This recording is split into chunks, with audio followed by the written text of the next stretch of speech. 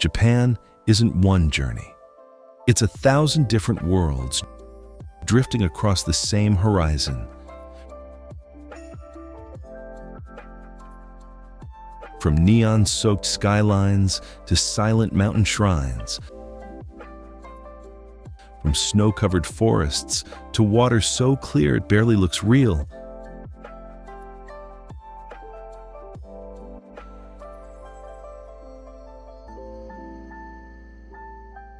Japan doesn't move in a straight line.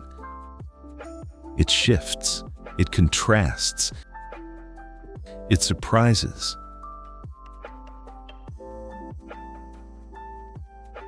This isn't a country you simply visit.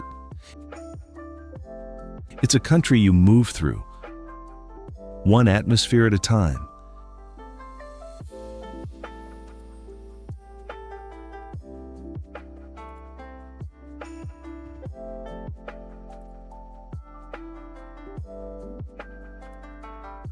And the first world begins in motion. Tokyo doesn't wake up slowly. It pulses. In Shibuya, the crossing floods with people, umbrellas, briefcases, camera flashes, then empties again in seconds, like a breath pulled back in.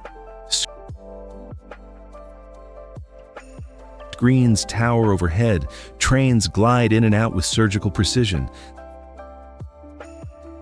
The city hums in perfect rhythm, but look closer. Down a narrow side street, a paper lantern glows outside a tiny ramen shop. Steam rises into the night. A single chef works quietly, focused, almost invisible.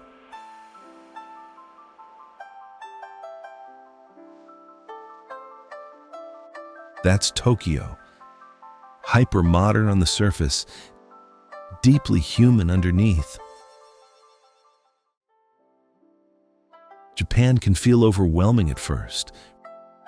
Precise, quiet, hard to read. The order is immaculate. The trains arrive to the second. Conversations are subtle. You might wonder if you're missing something. Maybe you are, but stay longer. Sit at the counter, learn the rhythm.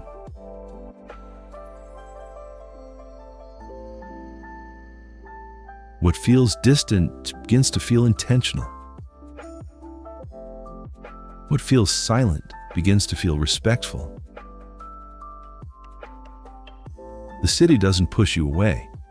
It simply asks you to slow down enough to understand it.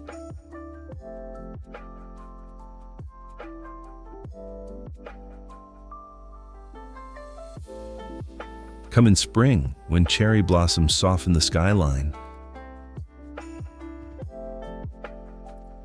Or come at midnight, when the city feels endless. You don't observe Tokyo, you synchronize with it.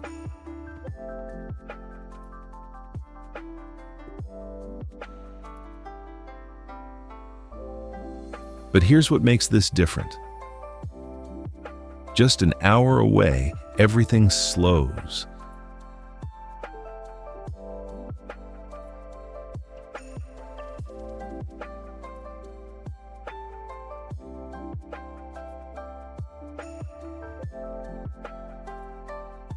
In Hakone, the air smells like cedar and mineral water. Mountains fold into each other in layers of blue and green. Lake Ashi reflects the sky like polished glass.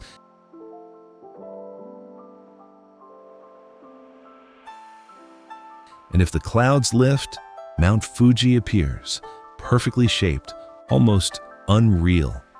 Steam rises from open-air hot springs. You sink into warm water as cool mountain air brushes your face.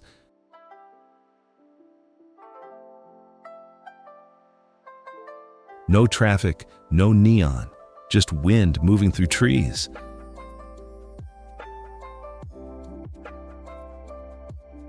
Hakone isn't about landmarks, it's about space, the kind that lets your thoughts settle.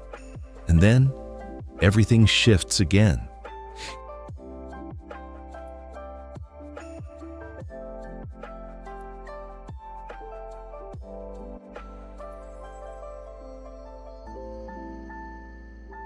Kyoto doesn't compete for attention. It doesn't need to. Step through thousands of vermilion gates at Fushimi Inari. They curve up the hillside like a tunnel of fire. Each step feels quieter than the last. The city fades behind you. At sunrise, golden light reflects off the surface of Kinkakuji. In Gion, a sliding wooden door closes gently, and somewhere inside, tea is being poured with deliberate care.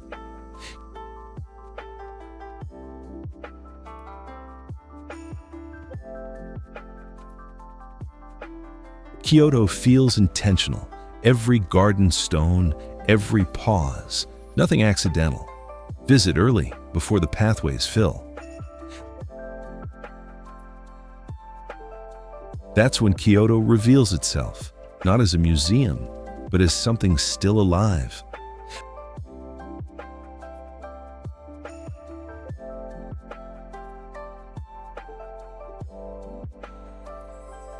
But Japan isn't done yet.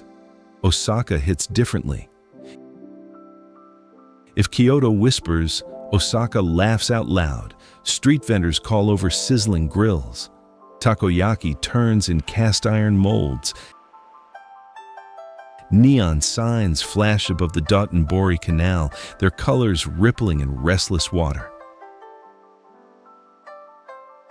And then there's Osaka Castle, rising above green parkland, sharp against the sky. History here doesn't feel distant.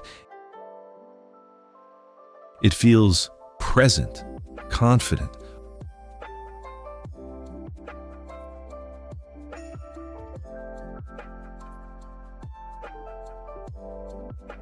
Osaka is flavor, energy, humor.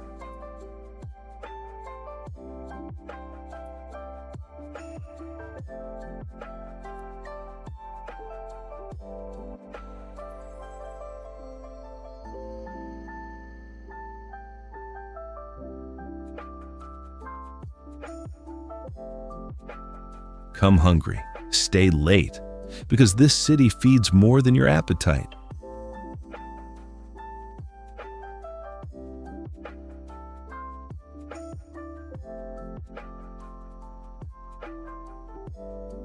And then, unexpectedly, there's stillness again.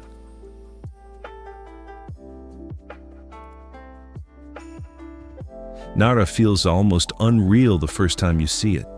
Deer wander freely through wide parklands, bowing gently for crackers offered by visitors.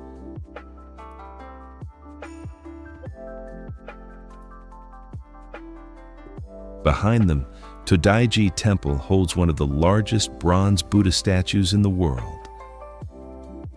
Silent, immense, serene. The scale is humbling, the atmosphere calm.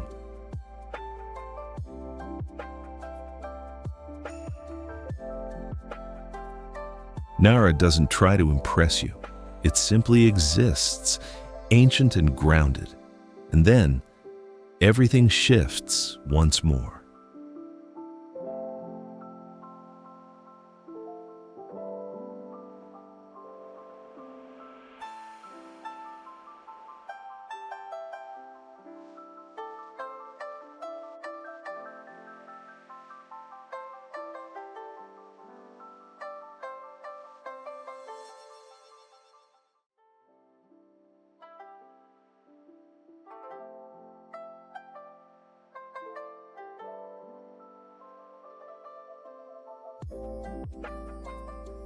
Hiroshima carries a weight you can feel before anyone speaks.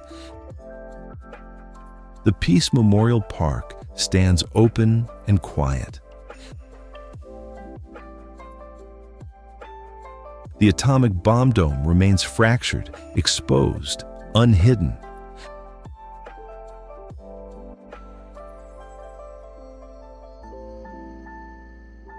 But around it, the city moves forward. Trams run, cafes open, people gather by the river at sunset. Hiroshima is not frozen in tragedy. It's defined by resilience. Stay long enough to watch the light fade across the water. The skyline softens. The silence feels reflective, not heavy.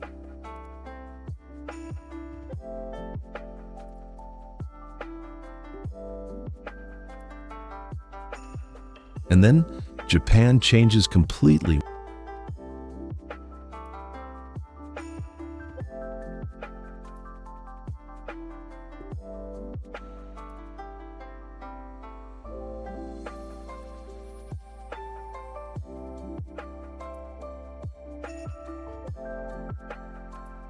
When you head north, Hokkaido feels expansive in a way the rest of the country doesn't.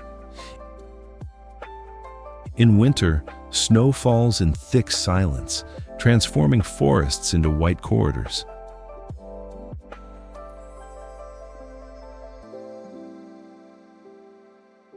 In Sapporo, ice sculptures glow under blue nightlights during the snow festival.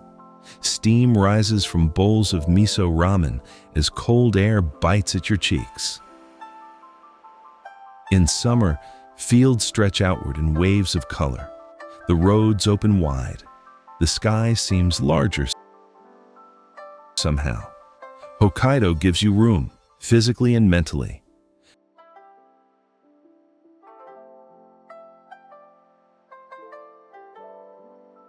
But Japan has one more turn.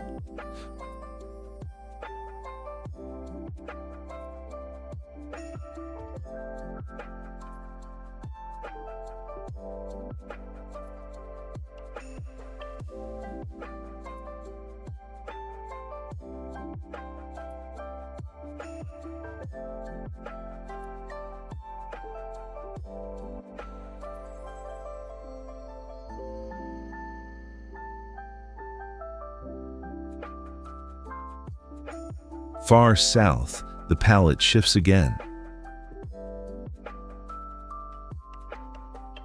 On Ishigaki Island, coral reefs shimmer beneath the surface.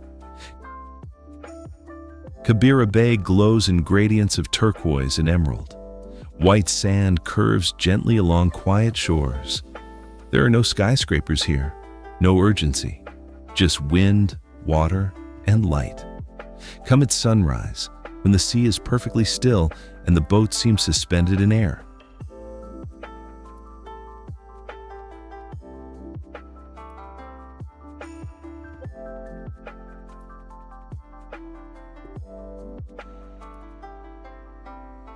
This is Japan, but not the version most people picture first.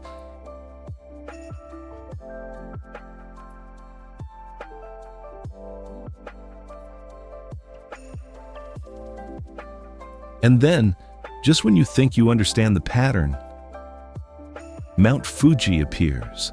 Not dramatically, not loudly, just there. Perfect symmetry rising above lakes and drifting clouds, snow resting lightly at the summit. Climbers beginning their ascent before dawn, moving in near silence.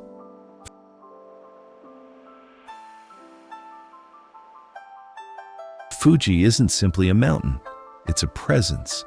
You don't conquer it, you stand before it and feel small in the best possible way. And finally, there's a place where time folds inward.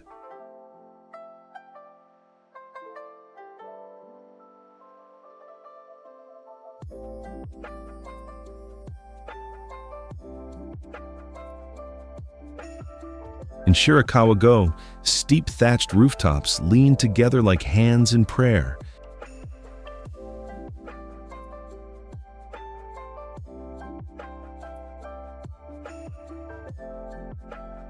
In winter, snow piles thick and soft across the village, muffling every sound. Smoke rises from chimneys into pale air. There are no flashing signs, no rushing crowds, just wooden houses built to endure centuries of storms. Walk slowly here. Listen to the snow under your boots. Japan feels ancient again. And when you look back at it all, the neon, the temples, the mountains, the sea, none of it cancels the other. The speed doesn't erase the stillness. The modern doesn't replace the traditional. The intensity makes the quiet even deeper.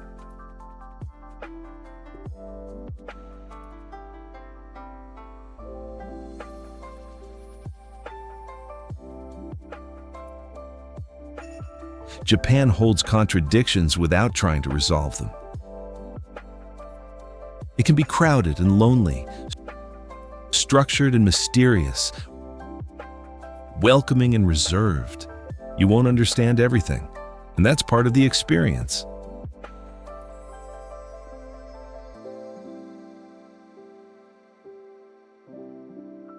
Because Japan isn't something you rush through.